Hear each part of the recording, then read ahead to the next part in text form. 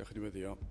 Diolch yn idio Dduw am gyfle arall i ddod yma i geisio dy wyneb ac i ddyrchafu dy enw ac yn gofyn am nerth yn ein haddoliad y byddwn ni'n gwneud y cyfan sydd yn dwy'n clod i'th enw di, tyrd lawr un plith, i ni'n gofyn hyn oll trwy enw ac heiddiant ein harglwydd Iesu Grist.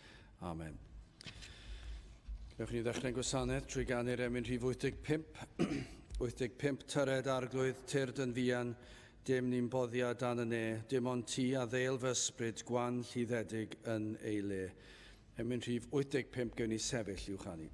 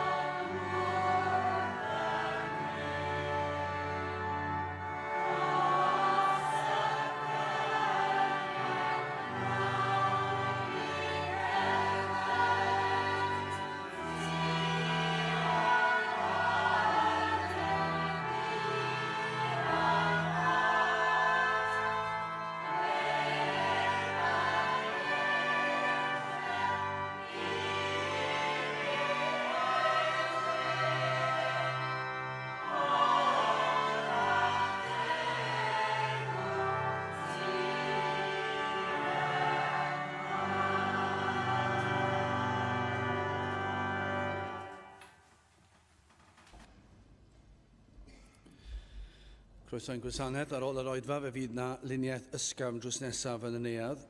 Fydd ein cwrgweddi misol yn cael ei chynnal ar y drydydd nos Iau o'r mis, sef mis Mai 21.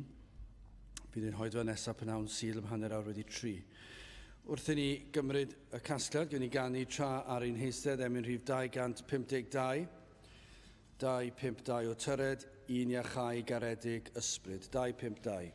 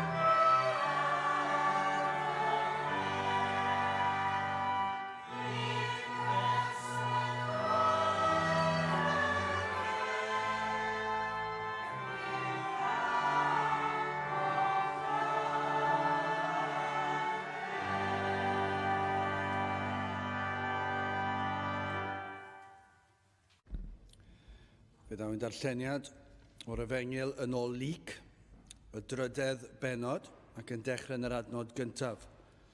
Luc pennod 1, pennod 3, adnod 1. Y 3 bennod a'r adnod gyntaf.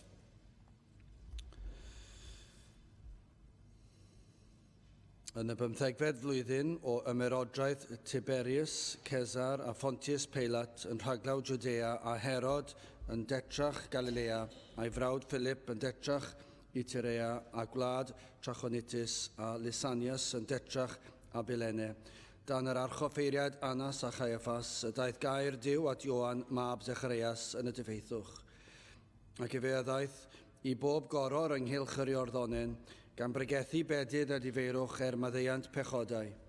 Fel y mae'n ysgrifenedig yn llyfr ymadroddion Eseias y proffwyd, yr hwn sydd yn dywedyd, llef un yn llefain yn y diffeithwch. Paratowch ffordd yr arglwydd, gwnewch ei lwybrau ef yn union.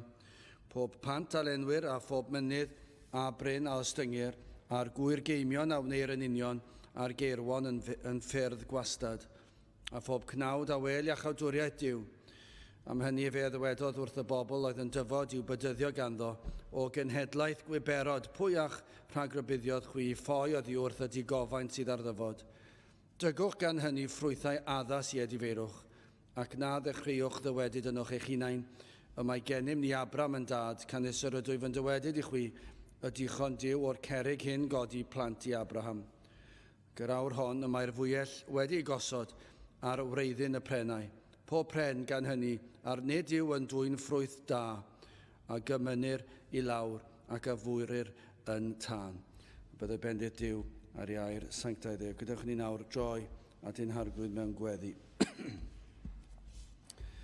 Diolch yn i ti o Dduw unwaith eto am gyfle arall i ddod i alw ar dy enw, ac yn diolch yn bod yn gallu dod nid trwy'n hymdrechio na'n heiddiannau'n hunan, ond yn dod trwy ymdrechio rhyfeddol, yn dod trwy gweithredoedd perffaith, yn dod trwy fywyd a marwolaeth ac atgyfodiad yr arglwydd Iesu Grist. Ac felly trwy ei ridweddau ef, i ni yn dod ger dyfron di, ac yn diolch am yr Efengyl, yn diolch am y newyddion da, fod modd i bechaduraid cael maddeuant, fod modd golchi y rhai mwyaf brwnt, fod modd i'r rhai sydd wedi crwydro y mwyaf pell, bod modd iddynt cael eu tywys yn ôl at y man honno yr wyt ti yn dymuno i ni fod. O Dduw, i ni yn gweddio felly ar ei ti weithio yn ein plith ni heddi. I ni yn gofyn ar ei bob un ohonom deimlo dy bresenoldeb. Rhai yma o Dduw efallai sydd erioed wedi teimlo dy bresenoldeb, wedi dod i'r cwrdd sil ar ôl sil, blwyddyn ar ôl blwyddyn trwy gydol bywydau, ac erioed wedi profi o'th bresenoldeb. O Dduw, mor galed yw calon dyn, mor dywyll yw erenaid, mor ddall yw llygaid y neidiau ydy y rhai colledig. Ac felly o Dduw, i ni yn cyflwyno'r rheini i ddofal di, ac yn gweddio o Dduw, nad ydynt wedi manteisio ar un oedfa, nad ydynt wedi teimlo agosatrwydd dy bresenoldeb, erioed yn dy dyd i. Ni yn gofyn i o Dduw ar ei ti am y tro cyntaf agor llygaid ei hyneidiau, a byddant yn cael gweld, a byddant yn cael clywed, ac yn cael profi a theimlo o'th bresenoldeb di yma. Ac y bydd y presenoldeb hwnnw yn peri, y bydd ei hyneidiau yn cyffesu ei pechod, y bydd na ediferwch, ac o Dduw, y bydd ysbryd yn dod ac yn rhoi ffydd i gredu, i ymddiried yn llwyr yn yr arglwydd Iesu Grist. O Dduw, i ti yn abal i wneud y pethau hyn. Does dim ots pa mor ffyddlon yr ydym ni, does dim ots pa mor glir bydd y neges yn cael ei ffregethu. O Dduw, i ni'n gwybod os nad yw dy ysbryd di ar waith, yna ofer yw'r cyfan. Ond i ni yn gwybod o Dduw, os yw dy ysbryd di ar waith, yna mae'r amhosibl yn bosib. Ac yr wyt ti yn gallu rhoi bywyd i eneidiau marw.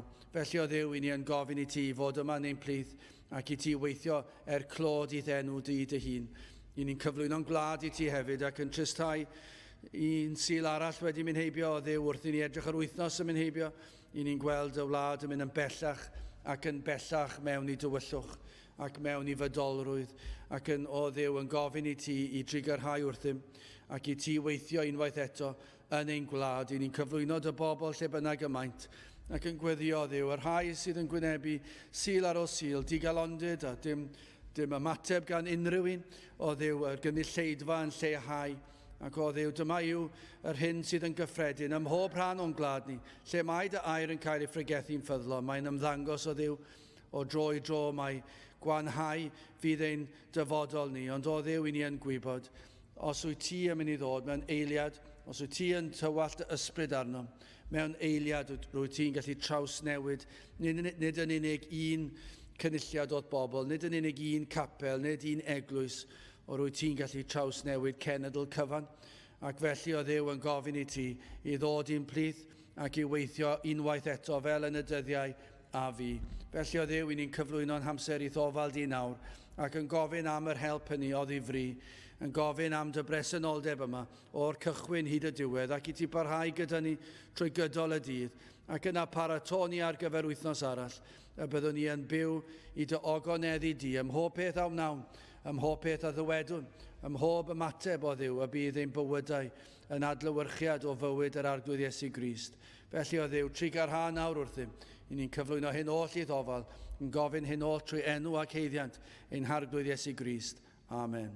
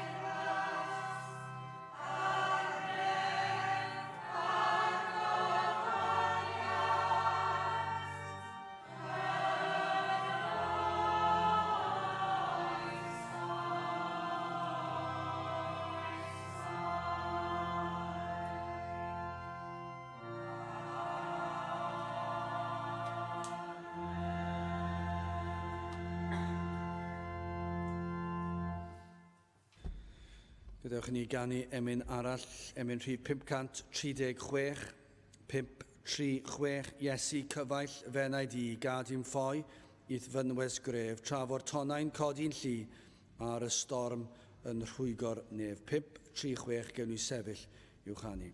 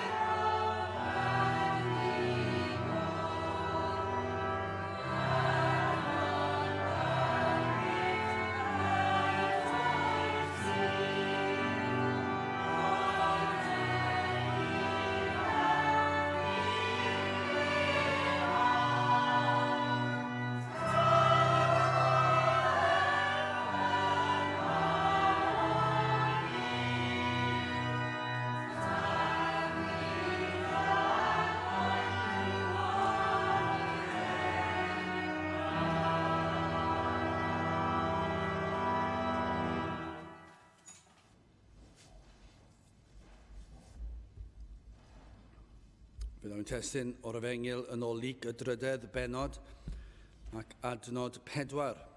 Fel y mae'n ysgrifenedig yn llyfr y madroddion Eseias y proffwyd, yr hwn sydd yn dywedyd llef un yn llefain yn y diffeithwch, paratwch ffordd yr arglwydd, gwnewch ei lwybrau ef yn union. Wel, fel i ni'n darllen fan hyn, i ni'n gweld mai dyfyniad o'r proffwyd Eseias sydd yma, ac mae Luc yn dyfynnu mwy nag yw Matthew a Marc. Ac i ni'n gweld bod Eseia yn cyfeirio ar yr olwg gyntaf, neu at yr addewid o waredigaeth yr Iddewon o gaethiwed, byddent yn dychwelyd o Babylon, a bydde Duw yn darparu un a fyddai yn ei harwain, sef Cyrus. Ond fel i ni'n gwybod, mae yna gyfeiriad yma. I ni'n gallu darllen y llyfrau hanes ac i ni'n gweld yr arfer yn ystod y dyddiau hynny o anfon rhai ymlaen llaw mwyn paratoi y ffordd ar gyfer y brenin a'i fyddinoedd. Rhaid oedd cael y tir yn addas ar gyfer yr holl bobl, ar gyfer y brenin i ddechrau ac yna ar gyfer ei filwyr, ei fyddinoedd, i'r anifeiliaid, y ceffylau siwr o fod, a'r holl arfau a'r offer, yr holl nwyddau oedd ei hangen, ac felly doedd y tir ddim yn addas ar gyfer y fath ddefnydd, ac felly mi fydden nhw'n anfon rhai o'i blaenau nhw i baratoi y ffordd mwyn i hwyluso y daith.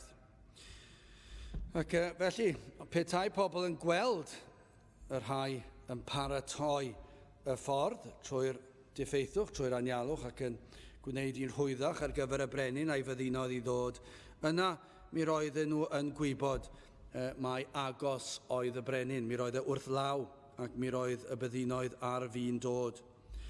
Ond wrth gwrs, y brif neges yma oedd y proffwydoliaeth am ddyfodiad un a fyddai yn dod ar gwaredigaeth llawnach. Dyna beth i ni'n gwybod sydd yna yn y llyfr yma, y waredigaeth sydd trwy y Meseia, mab Duw, yr arglwydd Iesu Grist. Ac i ni'n darllen am un oedd i'w ragfleini. Un oedd i gyhoeddi, i baratoi y ffordd, un oedd i ddweud i fod yn dod, i gyhoeddi dyfodiad y Meseia, ac i ni'n gwybod mai Ioan Fedyddiwr oedd hwnnw. Ac mae Ioan yn cytuno, Ioan Fedyddiwr yn cytuno ar disgrifiad ohono hun yn yr Efengil yn ôl Ioan ar benod gyntaf adnod 23, dyma sy'n cael ei ddweud, mae fi yw llef un yn gweiddi yn y diffeithwch, unionwch ffordd yr arglwydd, fel y dywedodd Eseias, y proffwyd. Felly mae Ioan Fedyddiwr yn cytuno, mai fe oedd yr rhagfleinydd. A mae Iesu Grist hefyd yn cytuno, mai am Ioan Fedyddiwr proffwydodd Eseia. Matthew 11, adnod 10 ac 11. Canis hwn ydyw fe am yr hwn yr ysgrifennwyd wele, yr ydw i fi yn anfon fy nghenad o flaen dy wyneb, yr hwn a baratoad y ffordd o'r flaen, yn wir meddaf i chwi. Ymhlith plant gwragedd ni chododd neb mwy nag Ioan Fedyddiwr, hynny'r hwn sydd leiaf yn Henas Nefoedd sydd fwy nag ef. Ac felly dyma oedd y dasg oedd ganddo fe. Mi roedd Ioan hefyd yn pregethu yn y diffeithwch, a'i dasg oedd cyhoeddi dyfodiad y Meseia. Nid yn unig i gyhoeddi dyfodiad Crist, ond hefyd i bledio a phobl i baratoi eu calonnau ar ei gyfer, i ddarparu llwybr clir i'r arglwydd at eu calonnau. Dyna darlun yma o baratoi'r diffeithwch ar gyfer y brenin a'r byddinoedd oedd i ddod i roi gwaredigaeth i'r Iddewon. Ac felly fan hyn, mae Ioan yn pregethu yn y diffeithwch ac yn dweud am diffeithwch calonnau dynion, yn dweud paratowch ffordd yn eich calon at fel bod y llwybr clir gan yr arglwydd Iesu i'ch calonnau chi. Wel, dyna chi rhyw fath o gyd-destun. Hoffwn ni yn gyntaf edrych ar y paratoad yma sydd yn angenreidiol ac yn ail y ddarpariaeth ac yn olaf y cyflawniad. Felly, y paratoad yma. Pwrpas y paratoi oedd i dderbyn Crist ac i dderbyn o fendithion Crist hefyd. Yma yr holl bwrpas. Adnod 6, allech chi ddadle yn cyfeirio at hynny, a phob cnawd a wel iachawdwriaeth Duw. Dyna yw pwrpas. Bydde fe'n ddiddorol yn ei fydde fe, petawn ni'n mynd o gwmpas capeli Cymru heddi ac yn gofyn nhw pam i chi'n cwrdd. Pam i chi'n cwrdd. A does gen I ddim syniad bellach be fyddai hateb nhw. Bydde fe'n ateb od iawn yn weddol sicr, bydde fe ddim yn feibledd iawn. Falle bydden nhw'n trial dod â chydig o'r Beibl I fewn, wel, I ni'n cwrdda, achos bod e'n beth da I wneud. Dyna beth mae Duw yn dweud yn Ei air. Falle bydden nhw'n defnyddio Duw, dwi'm yn gwybod. Dwi ddim yn credu bydde mwyafrif o'r capeli, lle nad yw'r efengy'n cael ei ffrigethu, yn gwybod pam yn y byd maen nhw'n cwrdda, pam maen nhw'n trafferthu, pam bod nhw'n gorfod diflasu eistedd lawr a llon llaw o bobl. Llon llaw o bobl yn dod, a falle'n llwyddo cael pregethwr I ddod i'r pwlpit, a'i fod e'n pregethu, ac I fod yn rhoi rhyw stori fach neis I chi, falle bod yn ddoniol, falle bod yn ddim pwy awyr, ond fi ddim neges glir ganddo fe gan Dduw. Mi fydd na rhyw neges am foesoldeb efallai, ond dim byd mwy, achos byddwch chi'n gallu cael hynny, yn gwrando ar y gwleidyddion, yn mynd trwy pethau yn arwain I fyny at yr etholiad wythnos nesaf. Ac felly byddwn dweud, pam I chi mynd I capel? Beth yw pwrpas y peth? Pam eistedd lawr ar gadeiriau caled? Pam sydd rhaid I chi sbwylo'r sil? A chi'n meddwl, di sil a diwrnod, gwyl y banc. O, dyna beth gwirion I gwastraffu diwrnod cyfan pan allech chi fynd ar eich gwyliau. Pam I chi'n sbwylo'r sil cyfan? Fe allech chi fod wedi mynd i'r dre, neu mynd i'r traeth, neu mynd am wag, neu ymlacio. Gallech chi di wneud, ond I chi'n amharu ar y dydd trwy fynd i'r capel. Felly pam I chi'n mynd? Dwi ddim yn deall rai fan hyn gyda pob parch. Chi sydd ddim wedi gwneud proffes, falle oherwydd bod rhaid I chi ddod. Falle na pam, ond dwi ddim yn deall pam I chi'n trafferthu ddod I gwrdd, a gwrando rwy'n yn mynd ymlaen am bethau, a falle codi llais, ti'n bach gormod am bethau, ddim rhy dawed tro bach arall, a falle bod chi'n dweud, dwi ddim yn licio'r llais yma, dwi ddim yn licio'r holl lol yma. Pam trafferthu mynd I gapel? I fe croesi bysedd yw e. Dwtio pren. Dyna beth mae lot yn neud. Rhag ofn bod na Dduw. Rhag ofn bod na Dduw. Ond gan amla dwi'n credu, traddodiad yw e. Dyma beth nath mam a dad. Dyma beth nath fy nain a'n taid. A mam gi at gy. Dyma beth nath bob un. A dyma'r peth Cymreig I wneud. A mae'n neud pethau Cymreig yn hyfryd. Dwi cant y cant yn hoffi pethau Cymreig. Fel Cymro. Dwi'n dwlu gwrando ar y corau'n canu. Dwi'n cael bod yn hyfryd. Eisteddfod. Dwi'n dwlu gwrando ar y deiawdau. Dwi'n meddwl bod yn ardderchog. Dwi'n hoffi clywed y partïon yn canu y pethau Cymreig. Ai dyna pam I chi mynd I capel. Yr rai falle sy'n gwrando ar y we, licen i'w, pam maen nhw'n gwrando, a pam maen nhw'n mynd I gapel, os ydyn nhw'n mynd I gapel, I fe oherwydd mae'r peth Cymreig yw e. A capeli Saesneg, sa'n deall pam bod nhw'n mynd I gapel, os mae'n nid peth Cymreig yw e, achos mae pobl siarad Saesneg ar draws y byd I gyd. Felly nid peth iaith yw e, nac e. Falle traddodiad yw e. I mam a'n gi a'i tad ci nhw wedi mynd I capel bob tro, mae'n beth da I wneud. Pwrpas pregethu Ioan Fedyddiwr oedd a phob cnawd a wel iachawdwriaeth. Dyna'r pwrpas. Pwrpas ein pregethu ni fan hyn, dyma pam I ni'n dod I gapel, yw mwyn pregethu sut gallwch chi cael eich hachub o golledigaeth I fywyd trygwyddol. Nid dweud wrthoch chi sut I fod yn dda, nid I gadw'r iaith Gymraeg yn fyw, bod fi yn dwlu ar y syniad bod yn helpu'r iaith Gymraeg, nid dyna pam I ni'n cwrdd fan hyn. Nid dyna'r holl rhesymau. Y rhesymau ni'n pregethu fan hyn yw fel y bydd pob cnawd yn cael gweld iachawdwriaeth ac yn cael profi o iachawdwriaeth Duw. Oes na rai fan hyn sydd yn dyheu am hyn.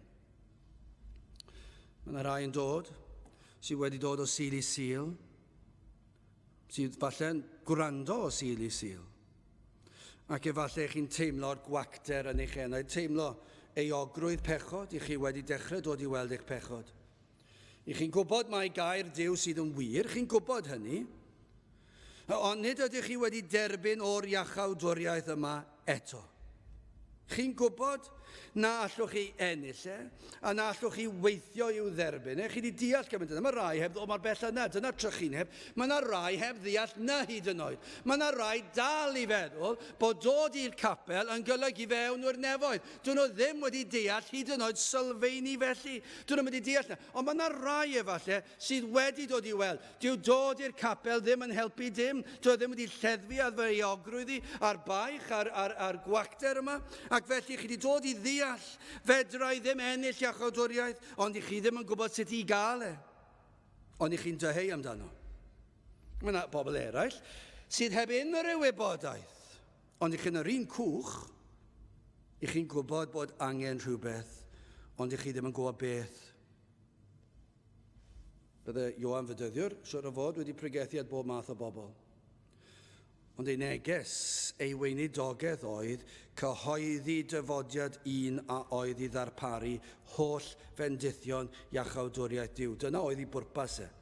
Yr oedd e'n rhagfleini Crist.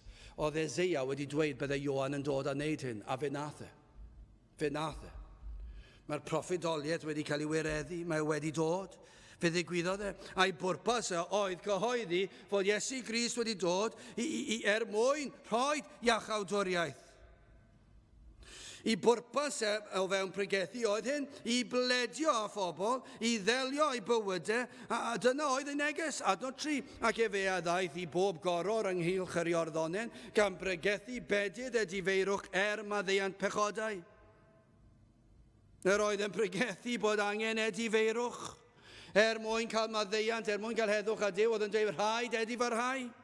Mae yna gyswllt mor agos yma rhwng y fendith a'r hyn ddylwn ni ei wneud.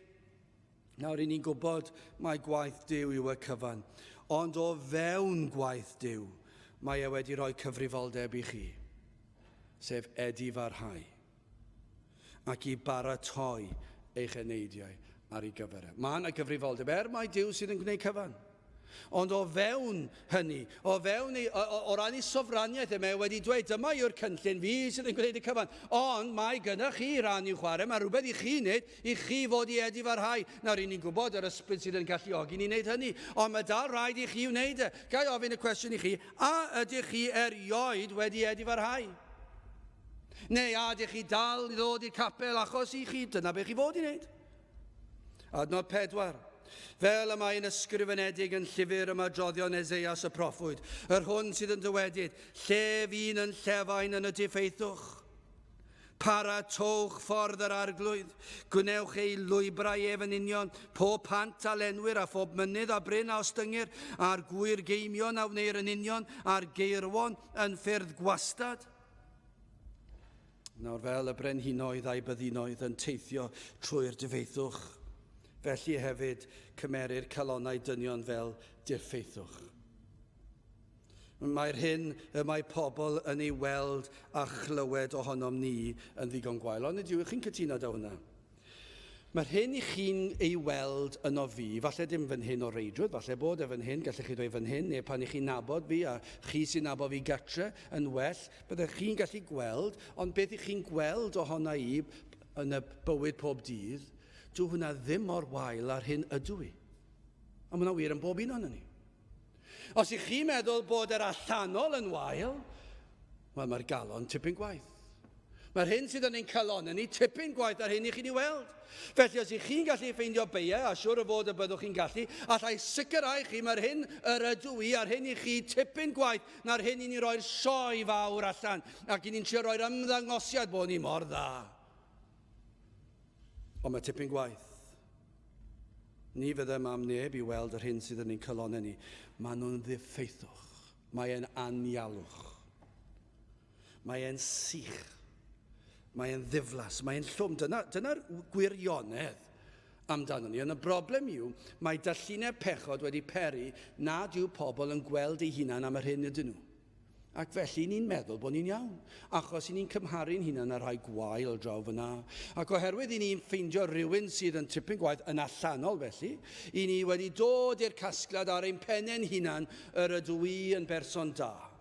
Dwi'n berson crefyddol, ac felly dwi'n llawer gwell. Dydych chi ddim wedi gweld y diffeithwch a'r balchder a'r sychder sydd yn eich calon chi. Chi ddim wedi gweld y bryntni, chi ddim wedi weld e. Ac y mae Ioan yn cyhoeddi, y mae angen i chi baratoi. Os ydych chi o ddifrif am geisio Duw ac am dderbyn ei iachawdwriaeth, yna fe fyddwch yn barod yn gwrando yr hyn sydd angen gwneud o ran paratoi. Petai chi yma heddi wir a diddordeb? A dyna'r cwestiwn i fe. Dydyn ni ddim yn llawer fel i ni. Ac o'r chydig sydd yma yna rai sydd heb ddod i gredu. Ac o'r rhai sydd yn gwrando, does gen i ddim syniad faint o'r rheini sydd heb ddod i gredu.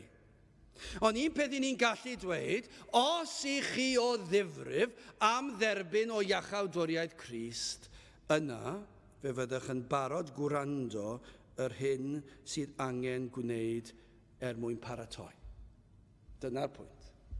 Achos os ych chi yn bob adeg yn gwrthryfela ac yn cweryla ac yn cwyno am yr hyn sydd yn disgwyliedig, yna'r hyn i ni'n gallu dweud yw, dydych chi ddim wir yn ceisio nag i chi.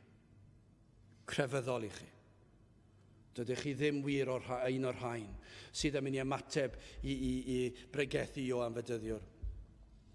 Petawn ni'n dweud gallwch chi ennill iachawdwriaeth trwy fynd ar berau'r undod, neu adrodd sawl gweddi, neu rhoi o'ch arian ar gyfer y tlawd, yna byddech chi yn hapus gwneud siwr o fod. Byddwn ni'n weddol sicr o hynny. Dyna yw cryfydde'r byd. Ond dyna yw cryfydde'r byd. Maen nhw'n dweud, mwyn mynd i'r nefoedd, neu beth bynnag yw i nefoedd nhw. Maen nhw'n dweud, os newch chi hyn, os wisgwch chi'r llall, os ddwedwch chi hwn, os ewch ar berau'r undod fan hyn, yna fe gewch chi. A mae'n rhaid rhwydd. Ac i'r rhai sydd wir a gawydd i wneud hynny, i'r gweddill, falle sydd yn meddwl, os ym rhaid fi wneud hwnna i gyd, achos mae'n mynd ar berau'r undod braidd yn lot o ymdrech a mae'n cymryd amser a dwi eisiau gweithio a wneud lot o arian. Felly a i ddim ar y berau'r undod, efallai, ond fe na i weddio'n dawel bach, cwpl o weddiau. Ac felly maen nhw'n lleihau yr hyn sydd yn disgwyliedig yn eu crefydd nhw, maen nhw'n dod fel lawr y glawr. Ond os i ni'n gallu ticio bocs, neu dwi wedi gwneud hynny, yna i chi'n ddigon hapus. Ond pan i ni'n sôn am baratoi yr enaid, mae fel petai pobl yn cau eu clustia nhw ac yn cau eu llyged, falle troi cefn. Ond does dim diddordeb yn hynny. Petawn ni'n dweud wrthych chi, os dowch chi'r cwrdd dwywaith ar y sul, yna i chi'n sicr o fynd i'r nefoedd. Dwi'n credu, falle byddwch chi'n cael tym bach mwy yn dod. Petawn ni'n dim ond y pregethu yna. Achos mae beth i ni'n pregethu, gan amla, dyw pobl ddim yn licio clywed e. Ac felly, i ni'n gweld pobl ddim eisiau dod. Ond petawn ni'n dweud, os newch chi hyn, byddwn ni'n siŵr fod yn gweld, dwi'n licio'r crefydd yna, dwi'n licio yna. A petawn ni'n dod â cwpl o bethau mwy diddorol i'r oedfa, a band fan hyn, a plant fan hyn yn ei rhyw sioe bach, a pob math o bethau bach gwirion fel la, mi fyddwn ni'n gallu dod â lot fwy o bobl i fewn. Ond bydde dim efengil iddyn nhw, bydde nhw neges bach o foesoldeb iddyn nhw. Ond pan i chi'n sôn am baratoi yr enaid, fel mae Ioan yn sôn, dyw pobl ddim yn licio yna. Ac maen nhw'n cau eu llygaid ac yn cau eu clustiau, maen nhw'n gwrthod gwrando. Maen nhw am wneud rhywbeth sydd yn golygu y cawn nhw glod. Cyn bellai bod chi'n gallu wneud mae e'n rhyw fath o tic bach arall yn eich cymwysterau chi. Dwi wedi gallu gwneud hyn, ac felly dwi'n berson da. Dywedodd Ioan, paratowch, edifarhewch, trowch o'ch pechod, trowch o'ch balchder a'ch hunan gyfiawnder. A ydych chi yn barod gwrando ar hynny? Nid dadle, nid mynnu eich barn chi ar y peth. Ond a ydych chi yn barod ildio i air Duw? I'r sawl sydd wir yn chwilio am yr iachawdwriaeth yma, byddant yn agor llwybr at eu calonau. Dyma be mae Ioan yn ei ddweud. Ni fydd y bobl yma yn gosod rhwystrau ar y ffordd, ond maen nhw'n clirio'r rhwystrau. Dyna be fydden nhw'n wneud. Mae rhai o'n chi fan hyn yn gosod rhwystrau ar y ffordd. Ond beth sydd angen i chi wneud yw i symud yr rhwystrau o'r neilltu. Mae yna rhai yn dweud, os ydw i fod i gredu, neu os ydw i yn un o'r etholedig, yna fe fi Duw yn delio fi yn ei amser. Chwa beth dwi wedi clywed rhai yn dweud na? Ydych chi credu bod nhw'n gallu dweud na? Os maen nhw'n siarad gyda Duw fel petai nhw yn Dduw, a bod Duw lawr fan hyn rhywle. A maen nhw'n dweud, os ydy Duw yn mynd i fachu, fe fydd yn neud, ac yna fe na i gario ymlaen yn fy amser i fy hun. A na i cario ymlaen da'r byd. Ac yna, os fyddai'n cael fachu, bos ddim, wel dyna ni. Lla i ddim dychmygu beth fi tragwyddoldeb iddyn nhw pan fydd y geiriau yna'n atseinio neu clustio nhw. Bydden nhw'n cofio'r geiriau yna'n am weddill dragwyddoldeb. Ei bod nhw wedi herio Duw ac yn dweud, tyr di fachu byd te. Os wyt ti eisiau, ond yn y cyfamser fe gariau i mlaen yn fy mhechod. Ond nid yw siarad fel hyn yn dangos pa mor bell i chi. Does dim paratoi fyna nagos. Dydych chi ddim wir yn credu mewn iachawdwriaeth felly. Achos beth i chi wedi wneud, chi wedi gosod rhwystyr mewn, chi wedi rhoi amodau i ddew i ddod i'ch achub chi. Ac felly beth i chi wedi wneud yw gosod rhwystrau, mynyddoedd, a cymoedd, a pantydd, a'r holl math o bethau, a llwybr llawn cerrig. Chi wedi gosod pentyrau o rwystrau mwyn eich achub. Chi ddim wir eisiau cael eich achub. Rhyw fath o esgus yw tuag at fydolrwydd. Fe ddisgrifir yma, rhai fydd yn dyheu, ac felly fe fydden nhw'n troi cefn ar unrhyw beth sydd yn ei hatal rhag ceisio. Os ych chi wir yn ymateb i'r pregethu yma sydd gan Ioan Fedyddiwr, ac yn dweud paratowch ar gyfer dyfodiad y Meseia, paratowch ar gyfer yr iachawdwriaeth yma. Y pwrpas oedd derbyn yr iachawdwriaeth. Mwyn derbyn yr iachawdwriaeth, mae angen i chi baratoi ar ei gyfer e. Felly pa fath o baratoi, i ni'n sôn amdano, gai ofyn i chi, oes ganddoch chi ffrindiau sydd yn eich rhwystro chi rhag ddod at Grist, neu sydd yn rhwystro dyfodiad Crist i'ch calon. Fentra i bod, neu teulu. Ffrindiau neu deulu. Ffrindiau sydd yn rhoi pwysau arnoch chi ddod gyda nhw ac i chi gormod o ofn. Chi rhi llwfr i sefyll lan iddyn nhw. Ond hefyd, i chi eisiau beth sydd ganddyn nhw hefyd. Ac felly mae e'n rwystyr mawr. Ond os ych chi'n dyheu am iachawdwriaeth, mae'r rhwystyr yna'n rhywbeth ych chi'n fodlon rhoi o'r neilltu. Mi fyddwch chi yn fodlon, mi fyddwch chi'n paratoi'r ffordd. Ac felly mae angen delio hyn yn gwrtais, wrth gwrs, ac yn gariadus. Chi ddim yn dweud wrth eich ffrindiau, ewch oma, dwi ddim yn hoffi chi. Chi ddim yn dweud y fath beth, sneb yn dweud wrth chi'n neud hynny. Chi am barhau fod yn garedig i'ch ffrindiau. Ond ych chi'n gorfod sefyll a dweud, wel, byddai ddim yn dod gyda chi'r lle bynnag. Byddai ddim yn gwneud be bynnag i chi'n neud. Dwi ddim yn mynd i wrando ar y pethau chi'n gwrando dim mwy. A wedyn i chi'n dweud, fe fyddai yn mynd i'r cwrdd. Fe fyddai yn darllen gair Duw bob dydd. Efallai bydd rhaid dweud, pam ti wedi blino bore yma? Wel, fe ddeffro sy'n gynnar bore yma i ddarllen gair Duw. Falle bydd chi goffa dweud wrthyn nhw. Wel, gysgo ni mewn tan 8. A just llusgo mas o'r gwely a mynd i'r ysgol. Falle bydd rhaid chi dweud, wel, o'n i wedi blino achos o'n i wir eisiau codi lan i ddarllen gair Duw. Falle dyna beth. Paratoi'r ffordd. Chi'n dweud oedd eich ffrindiau, dwi ddim yn mynd i ddod gyda chi, ond dwi dal yn edrych arnoch chi fel ffrindiau falle, ac chi'n dweud fe na i siarad â chi, a fyddai'n mynd i'r gwersi â chi, a dowch chi i'r cartre, neu beth bynnag. Ond chi'n paratoi'r ffordd, chi'n edrych i weld, a yw'r rhain a'r pethau maen nhw'n wneud yn rwystyr ar y llwybr i'r arglwydd i ddod i'n nghalon ni. Os felly, os chi wir yn ceisio, mi fyddwch chi'n rhoi y pethau yna o'r neilltu. Dyna beth fyddwch chi'n wneud. Mae'r ffaith bod chi ddim yn dangos bod chi ddim wir yn ceisio. Beth am eich amser hamdden?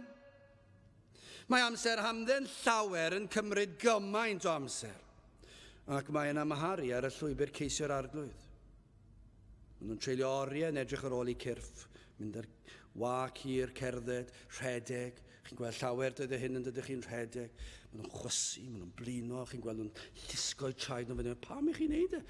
Chi'n gweld, dyn nhw'n wario i Gymru, maen nhw'n rhedeg mwyn cadw'n iach, a chi'n edrych, maen nhw'n mynd andros o lot o boen. Ac maen nhw'n treulio oriau bob dydd, maen nhw'n ddyddiol yn mynd am ryw wac neu'r rhedeg ar hyd y lle bynnag yw e. A maen nhw'n mynd i'r gampfa, ac maen nhw'n mynd ymarferion. Na, does dim i ddoi le yn rhain o reidrwydd, ond gai ddweud hyn, os yw e'n rwystyr, mae eisiau chi droi oddi wrtho fe. Mae yna rai yn dweud, fedrai ddim dod i'r cwrdd achos dwi'n goffod mynd i'r gampfa.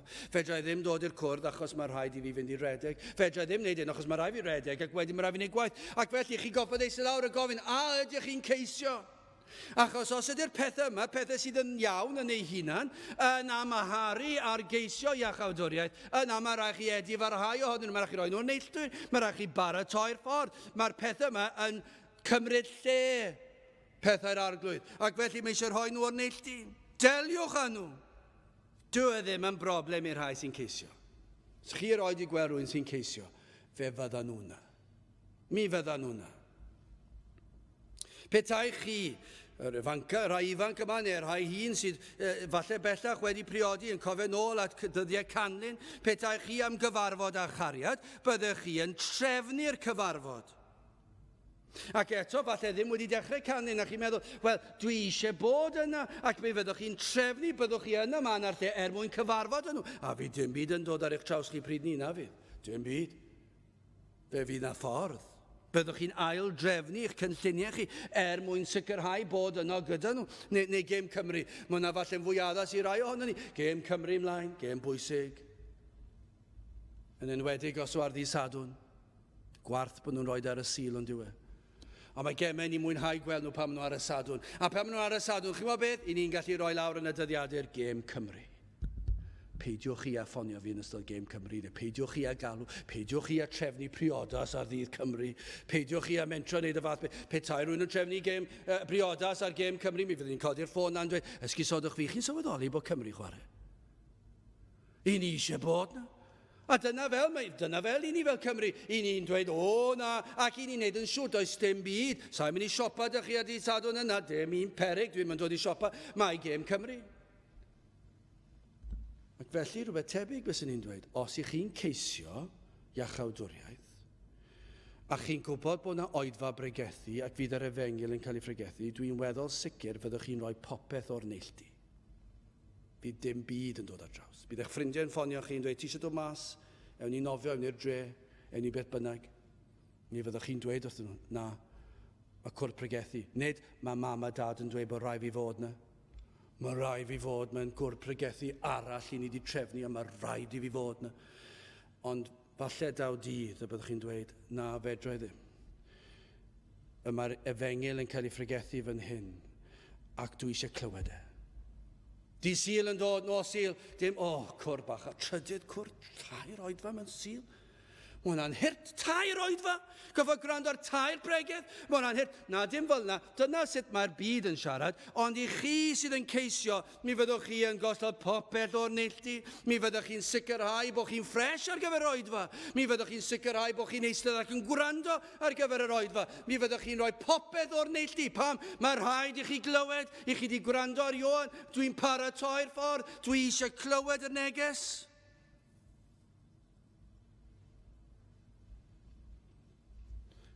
Pethau yma mor bwysig i chi manteisio ar bob oedfa, bob cwrdd pobl ifanc, chi yr ifanc yma, bob oedfa bregethu, bob cyfle i fod gyda plant yr arglwydd. Chi mwynhau gwrando arnyn nhw, gwersyll, os oes yna wersyll, mi fyddwch chi am fod na. Pam? Achos falle bod chi ddim wedi gwneud proffes eto, mi chi'n feddwl wythnos ymhlith Cristnogion, mi fydd cyfle i'r hyn maen nhw'n ei ddweud i ddylanwadu arno fi, mi rydych chi'n ceisio. Ond os nad ych chi'n ceisio, sa eisiau'r peth yna. Sa eisiau'r peth yna. Rhag ofn. Ond i chi sydd yn ceisio, dyma arwydd o'r ceisio. Arwydd bod yr arglwydd wedi dechrau gwaith yno chi. Achos chi nawr, mae'r agwedd yn wahanol, i chi'n dechrau symud pethau sydd yn rwystyr o'r ffordd. Mae Ioan yn dweud, rhaid cael gwared ar bob ymddangosiad o ddarostyngiad ffals, ac hefyd mae angen delio mynyddoedd ein balchder, ein hunan gyfiawnder, a 5 pob pant a lenwyr, a phob mynydd a bryn a ostyngir, a'r gwyr geimion a wneir yn union, a'r geirwon yn ffyrdd gwastad. Chi wedi cael gwared ar bob dim, unrhyw beth sydd yn rwystyr i chi. Mae'n rhaid delio a antueddiadau twyllodrus os ych chi'n gwybod nawr wrth gwrs. Dydych chi ddim yn gallu cael gwared ar ein ar eich nerth eich hun, dydych chi ddim yn gallu gwneud hynny. Ond mae yna elfen yma, os ych chi'n ceisio, os yr ysbryd wedi dechrau gwaith yno chi. Y ffrwyth hynny, nid bod chi wedi dod yn Gristion eto, ond y ffrwyth yw, i chi'n dechrau delio â phethau. I chi'n dechrau gweld y mae hwn yn amharu ar y peth. Chi'n gweld eich ffyrdd twyllodrus efallai, a chi'n trio gwneud rhywbeth am y peth. Eich tymer, eich natur hunanol, edif ar hewch, dyna'r neges, trowch oddi wrtho. Deliwch a'ch difaterwch, diofalwch am bethau da. Deliwch a'ch ystyfnigrwydd. Dyna beth, yr ymdeimlad yma, yw'r paratoi y mae angen llwybr ar yr arglwydd i'ch celonnau chi. Wel, y ddarpariaeth, yr ysbryd glân sy'n galluogi ni weld cyflwr ein celonnau. Fydd na rai dal. Chi'n meddwl beth tawn ni wedi treulio'r holl bregeth yn disgrifio di effeithiwch eich enaid chi, mi fyddwch chi dal siwr o fod yn mynd oddi yma, ddim hyn o'n gwybod bod fi wedi dweud y gair diffeithwch, siwr o fod. Byddwch chi ddim wedi clywed e. Bydd yna rai ohonoch chi ddim wedi clywed pryn dim un gair dwi wedi dweud. A petai chi wedi clywed y geiriau, byddwch chi'n wedi deall mod i wedi bod yn sôn am eich calon chi. Dyna'r tebygrwydd. Chos dyna pa mor diffaith yw'r galon. Dyna pa mor ddall yw'r enaid. Dydych chi ddim yn deall, dydych chi'n gweld.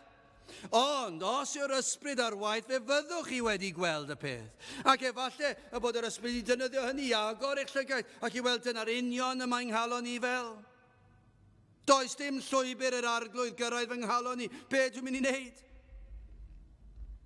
Mynd i'n galw ar yr arglwydd ac mae'n unerthu ni droi ac i ddelio'r peth.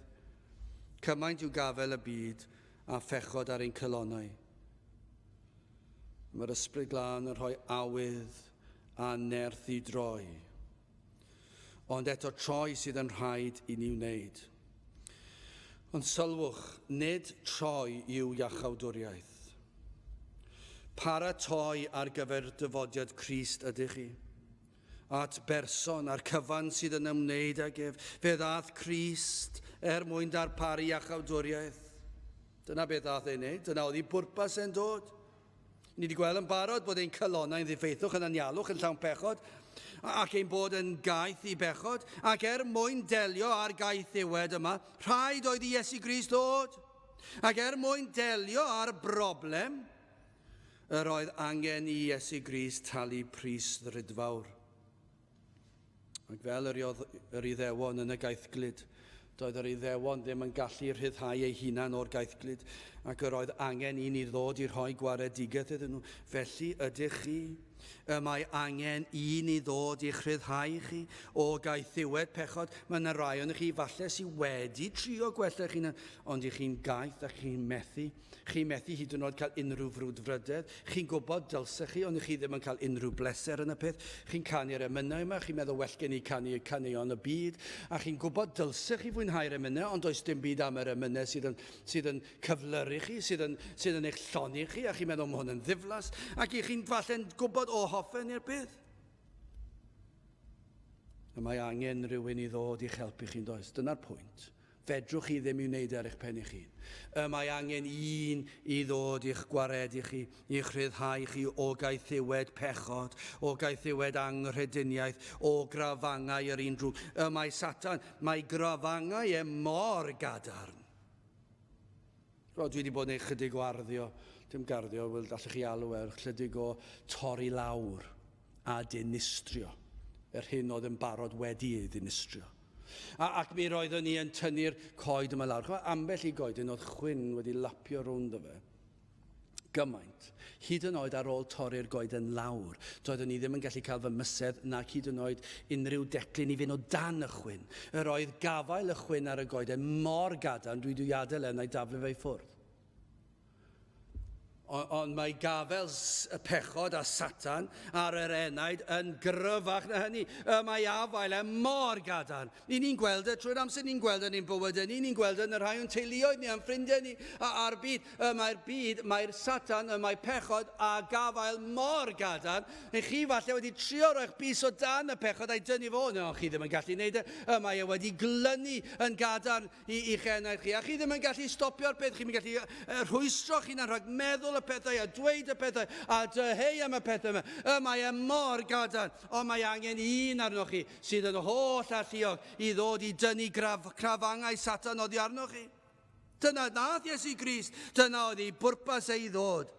Dyma pam cyhoeddodd Ioan Fedyddiwr am yr un a fyddai'n dod i'ch gwaredu chi, i'ch achub chi. Crist fyddai'n darparu'r waredigaeth. Nid ein paratoad ni sydd yn ein hachub ni. Iesu Grist sydd yn ein hachub ni. Mae angen paratoi. Ond Crist sydd yn eich achub chi. Crist sydd yn talu'r pris. Dyna gost. Mwyn ennill ein rhyddhau. Ni fyddai Duw y Tad yn gallu troi cefn ar bechod ar ein cyflwr gan ei fod yn ddiw cyfiawn a rhaid cael cyfiawnder. Ond fe ddath Crist fel ein cynrychiolydd ac fe gyflawnodd bopeth a ddisgwylir ohonom ni Rhywbeth o'n i ddim yn gallu wneud, rhaid oedd cael perffeithrwydd, fe gyflawnodd Crist hyn yn ein lle ni. Felly, fel un a oedd yn bodloni gofynion y tad o ran ei gyfraith, fe ath Iesu Grist hefyd yn wirfoddol i'r groes, ac fe gymerodd ein cosb yn ein lle ni, tywalltodd ei waed, i ni'n gwybod hyn, fe dalodd e'r pris eithaf. Ond mwy na corfforol, yno ar y groes, fe ddioddefodd Crist i gofaint y tad yn erbyn holl bechodau ei bobl. Colledig y tragwyddol. Mae hwn y tu hwnt i'n ymgyffred ni. Dim syndod oedd angen rhagflaenydd i gyhoeddi dyfodiad y fath un. Os oedd un yn gallu dod i wneud y fath beth, i'n rhyddhau ni o gaethiwed pechod, ac i roi diachawdwriaeth i ni, i'n golchi ni'n llwyr lan, ac i roi clogi'n cyfiawnder ei hun i ni, dim syndod oedd angen i Eseia i broffwydo bod na un arall yn mynd i ddod yn benodol i ragflaenu Crist, i gyhoeddi dyfodiad bod y Meseia wedi dod. Yr oedden nhw wedi aros ers blynyddoedd, ers canrifoedd, ond nawr oedd y Ioan yn dod ac yn dweud, mae'r Meseia wedi dod, mae'r un wedi cyrraedd sydd yn mynd i'ch achub chi. Dim syndod y cyhoeddodd pob proffwyd yr Hen Testament am ddyfodiad un fel hwn. Roedd hwn yn fwy na'r un brenin daearol, yn well na'r un fuddugoliaeth trwy arfau dynol, enillodd hwn yr arglwydd Iesu Grist iachawdwriaeth gyflawn. Bywyd tragwyddol, maddeuant pechodau, heddwch a Duw. Does dim bendith gwell na hwn. Dyna pam ni'n dod i'r capel. Na pam ni'n dod i'r capel. Nid traddodiad. Nid dod i cwrdd â ffrindiau. Mor hyfryd yw'r pethau hynny yn ei lle. I ni'n dod i'r cwrdd pam. I glywed am un sydd yn darparu iachawdwriaeth gyflawn. Does dim bendith gwell. Breintiau y byd yma yn para cyfnod byr ar ei gorau.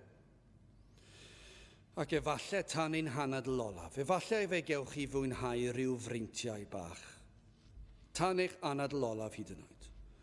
Ond y mae bendithion Crist yn para tragwyddoldeb, holl fywyd a pellach mewn i dragwyddoldeb. Wel, i orffen beth am y cyflawniad yma, ond nid oes angen cyhoeddi hyn.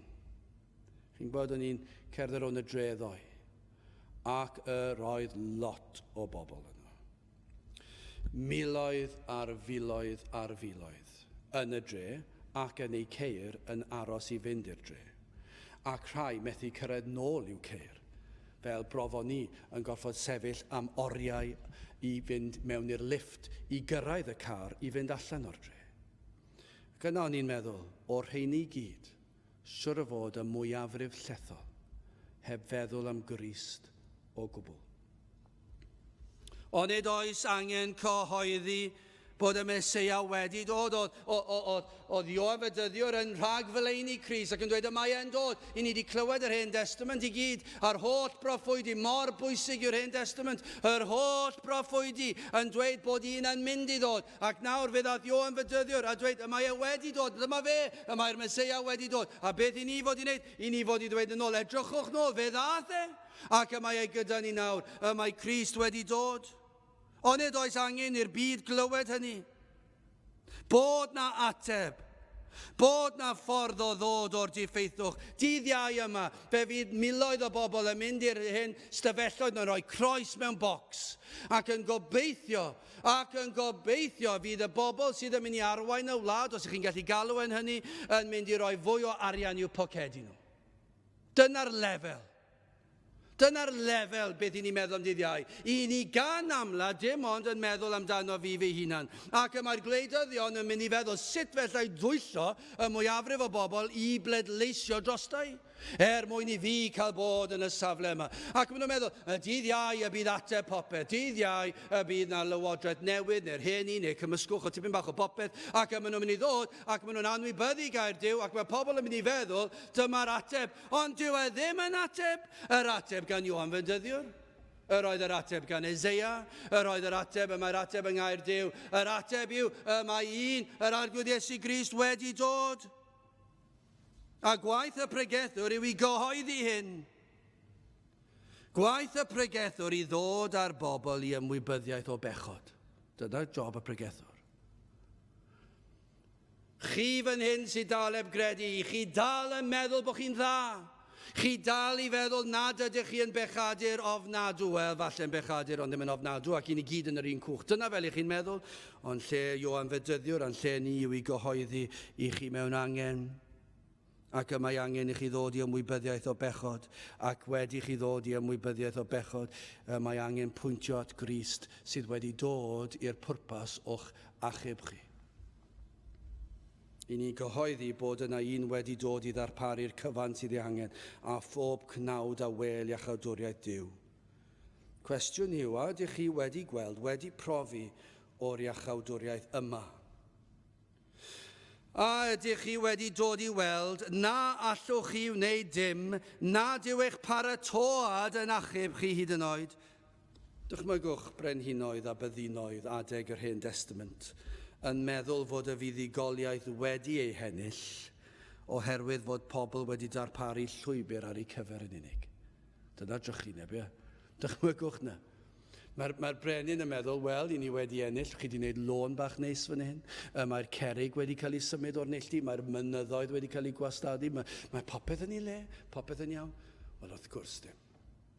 Mi fyddai'r brenin yn dod â'i fyddinoedd ac yn ymladd, ac yn cael gwared, ac yn llorio'r gelyn. Ond nid dyna beth ddaeth Crist. Roedd dal angen nhw frwydro, wedi cyrraedd pen y daith. Nid yw eich paratoad chi yn achub, ond mae angen i weld. Ac mae'n arwydd fod yr ysbryd wedi dechrau gwaith yno chi. Rhaid cael edifeirwch.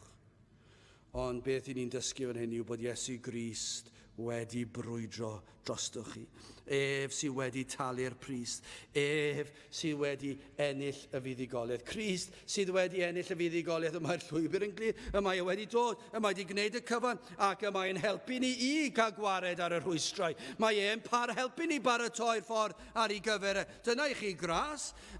Bod rhaid i ni wneud mae e'n helpu ni trwy'r ysbryd i baratoi ar ei gyfer. Ac y mae'n dweud, dwi wedi ennill y fuddugoliaeth ar y groes fe gymerus i'r gosb yn eich lle chi. Felly rhaid i chi ddod ato fe yn llwythog ac yn flinderog, yn drwm eich calon, oherwydd eich eogrwydd eich pechod, yn ofnus efallai, yn betrysgar efallai, yn plygu'ch pen, yn ddaros tyngedig. O dowch yn waglaw a cyffeswch eich gwendid ger ei fronau. Chi'n bod wrth ddod at y groes, mae e'n cymryd eich pechod ac mae e'n hoelio i'w groes ei hun. Yno talwyd ein holl addyledion unwaith ac am byth. O, i ni'n gweddio am gyfnod. Pan y byddwn ni'n dechrau gweld ac yn clywed seiniau paratoadau. Lle ddychmygu'r synnau yn yr Hen Testament yn y diffeithwch o'r lonydd yn cael ei paratoi. Wel, o'n i byddwn ni'n cael clywed seiniau paratoadau, llwybrau yn cael ei sythu, mynyddoedd balchder yn cael ei thynnu lawr, lonydd garw yn cael ei gwneud yn wastad. O, na fyddai na synnau wlofain am bechod. O, na fyddai golwg o ddagrau yn llifo oherwydd ei ogrwydd. Dyna beth i ni'n dymuno amdano. O, na fyddwn ni'n gweld pobl yn dod i'r oedfaon ac yn dod i bob un posib. Ac yn dod i'w wrando. Bob un cyfle pan ych chi'n gwybod bod gair Duw yn cael ei ffrigethu. Bob un oedfa, bob un llyfr, bob un cyfle sydd i'w wrando ar Cristnogion yn siarad. Bod na synnau, bod chi'n gweld pobl yn dod i fewn. Chi'n gwybod, dyma'r lle y mae gair Duw yn cael ei ffrigethu. Felly fe fyddai yno, dwi ddim eisiau colli'r un cyfle. Ac yna wedi clywed y dagrau a gweld yr wlofain. Yna byddwn ni'n clywed seiniau y fuddugoliaeth a geir yng Nghrist. A byddwn ni'n gweld y llawenydd ar wynebau pobl. Yn gweld y baich yn disgyn oddi ar eu heneidiau nhw. Yn gweld y llonyddwch, yn gweld yr heddwch. Bod Iesu Grist wedi ennill y fuddugoliaeth ar eu cyfer nhw. Ac nawr ei bod nhw'n blant i Dduw. Yr emyn fyddwn ni'n gorffen, dyma be mae'n dweud. O sgwelir fi bechadur, rhyw ddydd ar ben fy nhaith. Rhyfeddol fydd y canu, a newydd fydd yr iaith, yn seinio buddugoliaeth, am iachawdwriaeth lawn, heb ofni colli'r frwydr, na bore, na ffrynhawn. Dyna i chi fuddugoliaeth, bod Crist wedi ennill yr iachawdwriaeth ar ein cyfer ni. O na fydda yna rai yn dod ato hyd yn oed heddiw, yn edifarhau, ac yn credu yn yr arglwydd Iesu Grist. Fel y mae'n ysgrifenedig yn llyfr yma droddion Eseias y proffwyd. Yr hwn sydd yn dywedig, llef un yn llefain yn y dyfeithwch. Paratowch ffordd yr arglwydd, gwnewch ei lwybrau ef yn union. Gadewch i ni weddio. O Dduw, i ni yn diolch i ti am dy ras, i ni yn diolch i ti am yr arglwydd Iesu Grist, a'i fod wedi dod i ddarparu a chodwriaeth ar ein cyfer. O y bydd na rai yma'n barod yn dangos arwyddion bod yr ysbryd wedi agor ei llygaid iddynt weld ei hangen am waredwr, ac y byddant yn dechrau ceisio ei holl nerth. Ac o Dduw, i ni'n gwybod bod y sawl sydd yn dod at Grist na fydd yr un yn cael ei troi ymaith. Felly trigar hawrth ni'n gofyn hyn o tre enw ac heiddiant ein harglwydd Iesu Grist. Amen. Gydwch ni ganu'r emyn yna i orffen, felly 526 o sgwelir fi bechadur. 526 gewn ni sefyll i'w chanu.